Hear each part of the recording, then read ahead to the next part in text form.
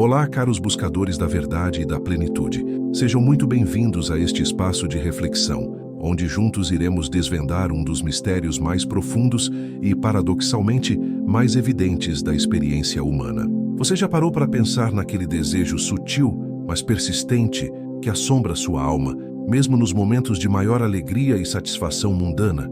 Aquela sensação de que, não importa o quão grandiosa seja a conquista, o quão belo seja o cenário, ou o quão profundo seja o amor que você experimenta, ainda há uma lacuna, um espaço não preenchido, uma espécie de nostalgia por um lar que você nunca conheceu? Pois bem, este anseio secreto, essa sede insaciável por algo mais, é, na visão do incomparável C.S. Lewis, a prova mais eloquente e convincente de que nossa existência transcende em muito os limites deste mundo temporal. É a assinatura indelével do Criador em nossa alma, um convite irrecusável a uma realidade muito além do que nossos olhos podem ver.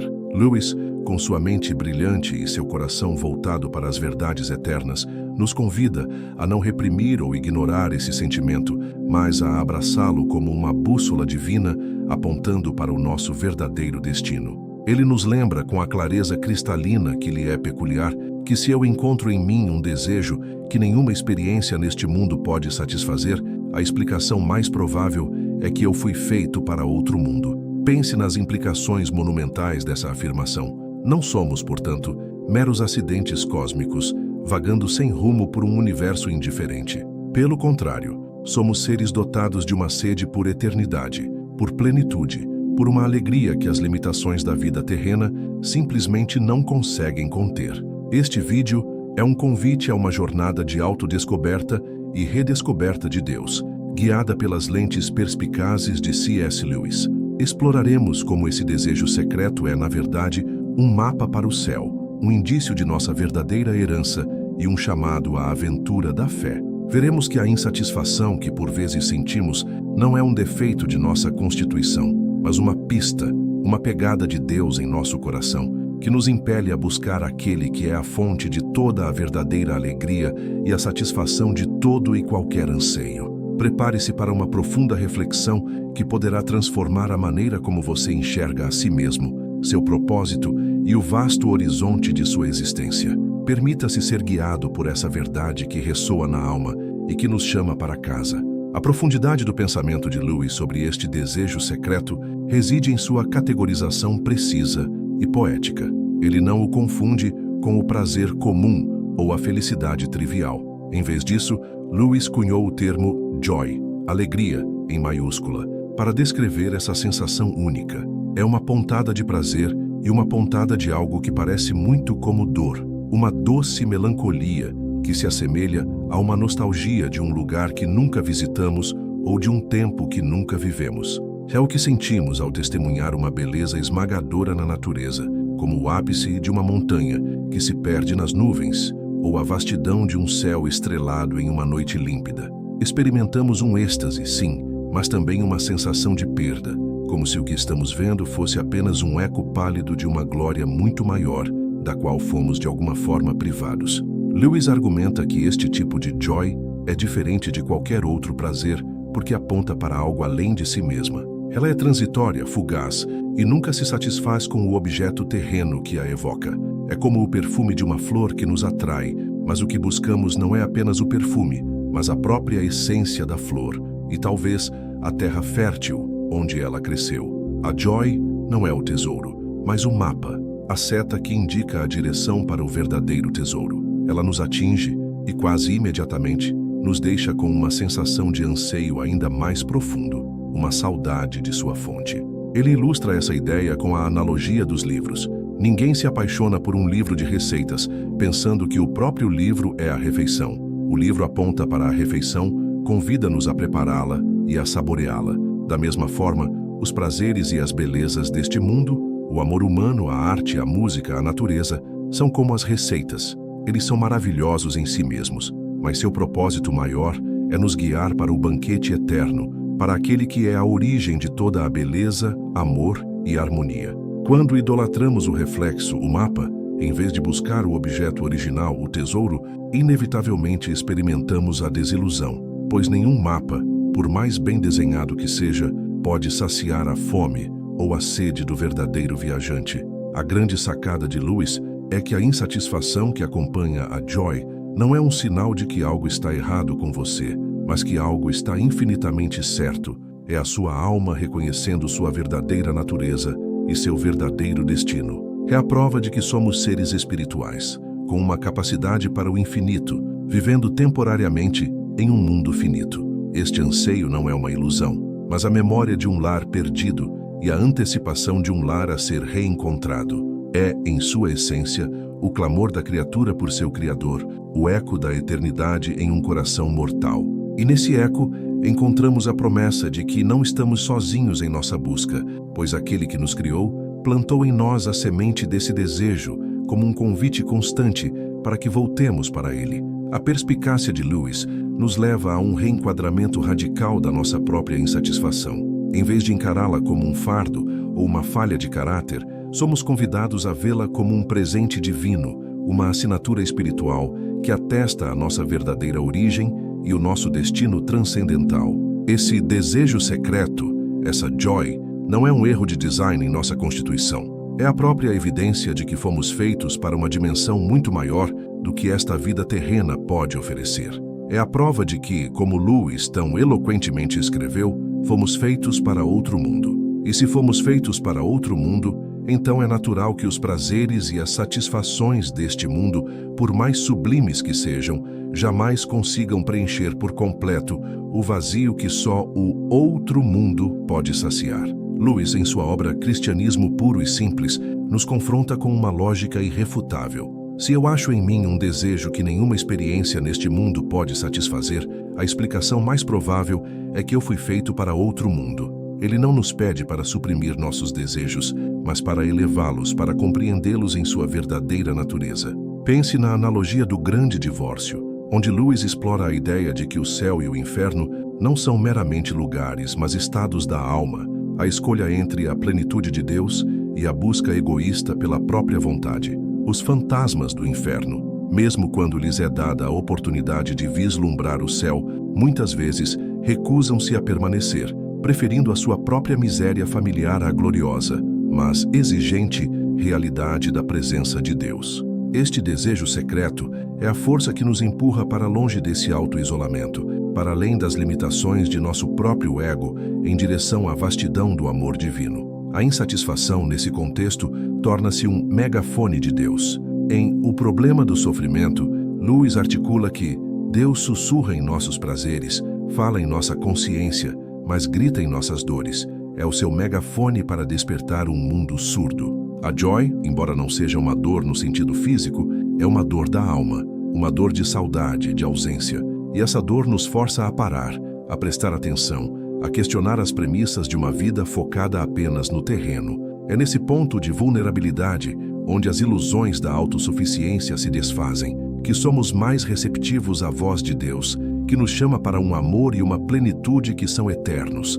O anseio não é um castigo, mas uma ponte, não um obstáculo, mas um caminho. Ele nos lembra de que não pertencemos totalmente a este mundo, e essa lembrança é um presente, um lembrete constante de nossa herança celestial. É a verdade divina, inscrita em nosso DNA espiritual, uma verdade que se recusa a ser silenciada por qualquer prazer ou distração mundana. Tendo compreendido a natureza desse desejo secreto e seu significado profundo, a pergunta inevitável que surge é: como respondemos a ele? Como transformamos essa joy em uma força ativa em nossa vida, um motor que nos impulsiona em direção ao nosso verdadeiro lar?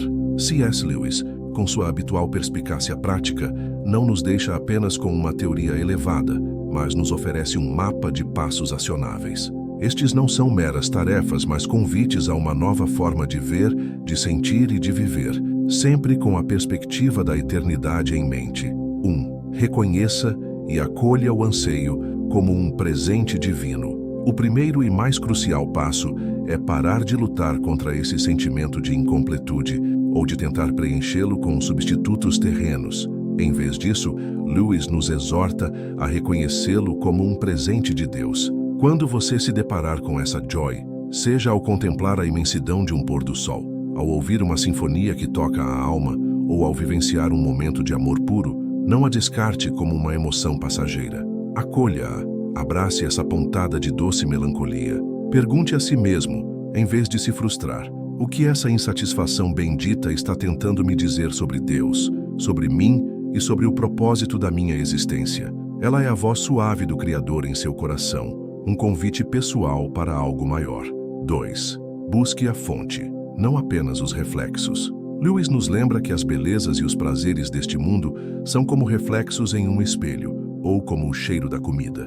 Eles são maravilhosos, sim, mas apontam para uma realidade maior. Não se satisfaça apenas com o reflexo. Anseie pelo objeto original. Não se contente apenas com o cheiro da comida. Deseje a refeição completa. Quando a beleza deste mundo o tocar, em vez de idolatrá-la, permita que ela o eleve. Use-a como um trampolim para buscar o doador de toda a beleza, a fonte de todo o prazer verdadeiro. Como está escrito em Tiago 1,17, toda boa dádiva e todo dom perfeito vem do alto, descendo do Pai das luzes, em quem não há mudança nem sombra de variação. 3. Cultive uma gratidão profunda e consciente. A gratidão, na visão lewisiana, não é apenas um bom hábito, mas uma disciplina espiritual essencial. Ser grato pelos dons terrenos, a família, os amigos, a saúde, a natureza, as oportunidades, não significa que você os está elevando ao patamar de divindade. Pelo contrário, a gratidão genuína nos ajuda a ver esses dons como sinais e pegadas de Deus em nosso mundo. Ela nos afasta da arrogância da autossuficiência e nos conecta ao doador. Ao expressar gratidão, você está, na verdade, abrindo seu coração para receber mais da plenitude que vem do alto e reconhecendo que tudo de bom tem uma origem transcendente. 4. Empreenda a jornada espiritual com intencionalidade e seriedade. Lewis não defendia uma fé passiva ou superficial. Ele nos convidava a um engajamento ativo e profundo com o cristianismo, não como uma mera religião, mas como a verdadeira mitologia, a história que satisfaz os anseios mais profundos da alma. Isso implica em a oração sincera, não apenas pedir coisas, mas cultivar uma conversa genuína com Deus, expressando seus anseios, suas dúvidas, suas esperanças. Estudo da palavra, mergulhar nas Escrituras, não como um livro de regras, mas como a revelação do caráter de Deus e do seu plano para a humanidade. Como Salmos 119, 105 diz, lâmpada para os meus pés é a tua palavra, e luz para o meu caminho. Sai comunhão. Conectar-se com outros crentes para compartilhar a jornada, apoiar-se mutuamente e crescer na fé em comunidade. Buscar a Cristo. Lewis era enfático em afirmar que Jesus Cristo é a resposta a esse anseio. Ele não é apenas um bom mestre ou um profeta. Ele é a encarnação da própria realidade para a qual nosso desejo aponta. Ele é o caminho, a verdade e a vida. João 14:6. A plenitude que sacia a joy. 5. Reinterprete o sofrimento como um guia divino. Embora a joy seja uma dor de saudade, o sofrimento em suas formas mais agudas também tem um papel crucial. Lewis, em sua própria vida e em suas obras, entendeu que a dor pode ser um megafone de Deus. Às vezes é nas perdas, nas desilusões, nas doenças e nos desafios mais profundos que a nossa busca por algo além deste mundo se intensifica. O sofrimento nos esvazia das ilusões de controle e autossuficiência, abrindo um espaço para a intervenção divina e para a busca de uma esperança que transcende as circunstâncias. Não fuja da dor, mas permita que ela o direcione, perguntando: o que essa experiência está tentando me ensinar sobre o que é verdadeiramente duradouro e essencial? 6. Adote uma perspectiva eterna em todas as áreas da vida. Finalmente, o desafio de Lewis é viver cada dia com a consciência de que este mundo não é nosso lar final. Isso não nos leva a desprezar o presente, mas a vê-lo à luz da eternidade. Essa perspectiva transforma nossas prioridades, nossos valores, a forma como investimos nosso tempo, nossos talentos e nossos recursos. Se fomos criados para o céu, então as escolhas que fazemos aqui devem refletir essa verdade, cultivando aquilo que tem valor eterno e que contribui para o reino de Deus. Isso significa investir em relacionamentos, em caráter, em serviço ao próximo e em nossa própria formação espiritual, pois estas são as coisas que perduram além da breve passagem terrena.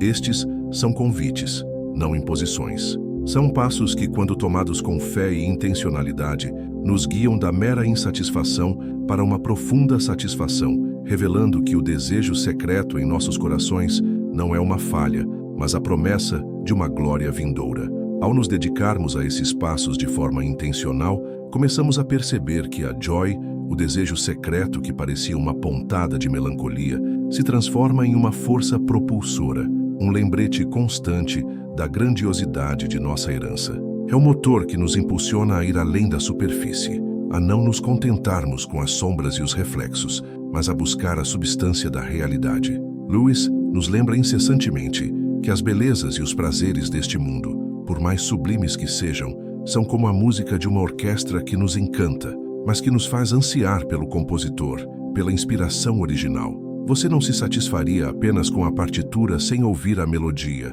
nem com a melodia sem conhecer o gênio que a criou. A perspectiva lewisiana é profundamente libertadora, pois nos resgata da armadilha da busca incessante por felicidade em coisas que, por sua própria natureza finita, jamais poderão preencher um anseio infinito. É como tentar saciar uma sede profunda com gotas de orvalho. Não importa o quão refrescantes sejam as gotas, a sede persistirá, pois o que se anseia é a fonte, o rio, o oceano. Nossos desejos por uma casa maior, um carro mais luxuoso, um reconhecimento social, ou até mesmo o amor humano, embora legítimos e bons em si, são os conta-gotas da vida terrena.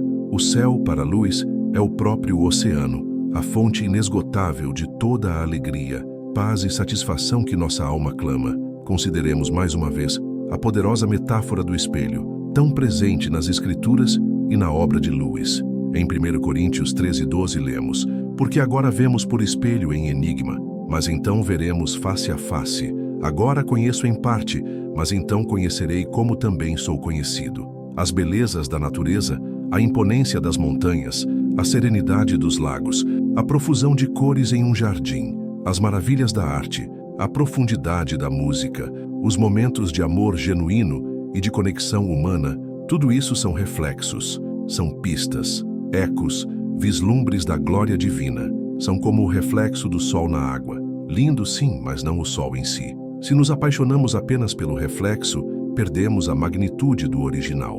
O desejo secreto é a nossa alma sussurrando, clamando por aquilo que está para lá do espelho. É a voz que nos assegura: há uma realidade mais plena, mais vívida, mais real e substancial, aguardando você, além deste véu que agora obscurece a visão. Esta não é uma filosofia que nos leva a desprezar o mundo material ou a viver em uma constante melancolia.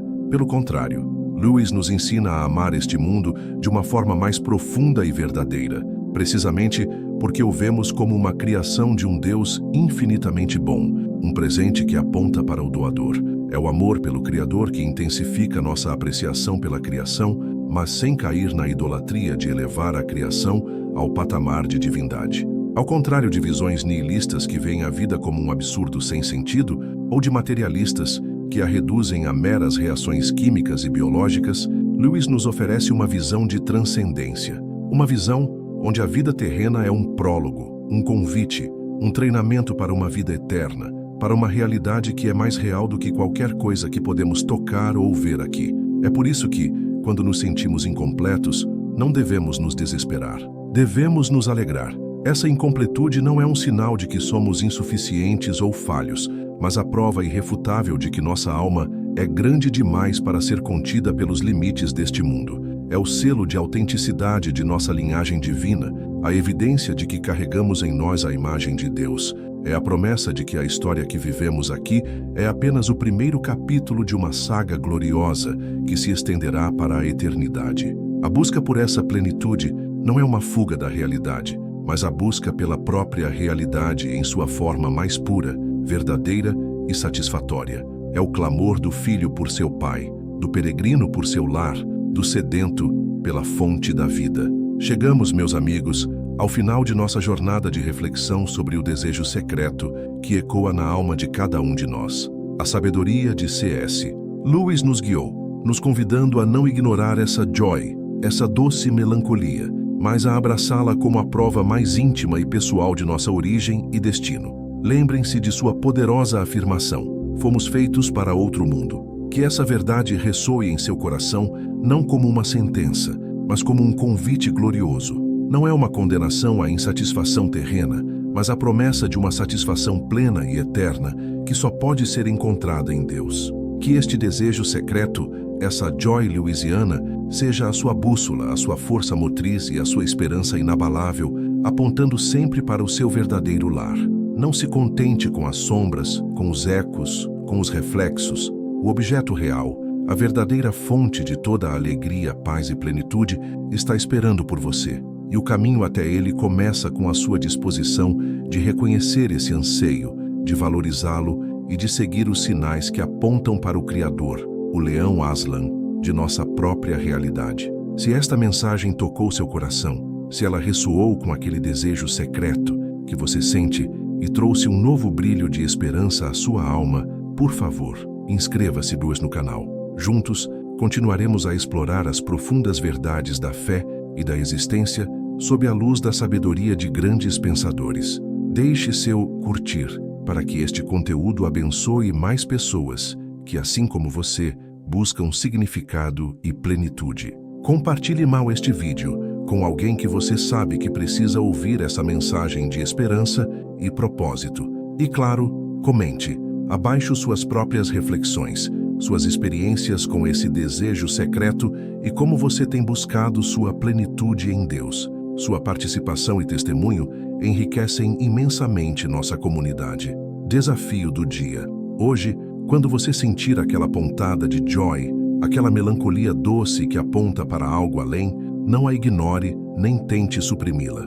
Pare por um momento em quietude, respire profundamente e, em oração sincera ou em profunda reflexão, pergunte a si mesmo: para onde Deus está me chamando através deste desejo? Como posso buscar mais conscientemente a plenitude que só Ele pode oferecer? Permita que essa pergunta o guie não apenas hoje, mas em sua jornada diária, direcionando seu olhar para o eterno. Que a graça, a paz e a esperança que transcendem toda a compreensão estejam com você, preenchendo cada espaço vazio de sua alma com a promessa da presença divina. Até a próxima, meus amigos. F.